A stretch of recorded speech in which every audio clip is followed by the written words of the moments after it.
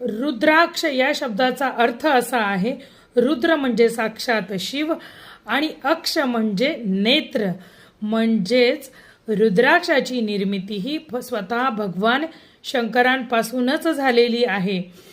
याचा उल्लेख तुम्हाला शिवपुराण, पद्मपुराण, देवी भागवत अशा महान ग्रंथांमधून तुम्हाला झालेला दिसतो.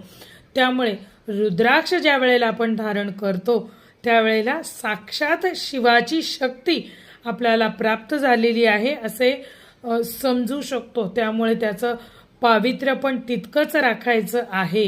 ह्या गोष्टीची नीट काळजी घ्यावी आणि मगच रुद्राक्ष धारण करावेत. अन्यथा ज्याला ते शक्य नाहीये त्यांनी त्या वाट्याला सुद्धा जाऊ नये. असं म्हणतात, ज्याने विठ्ठल मात्रा घ्यावी त्यांनी पथ्ये सांभाळावे.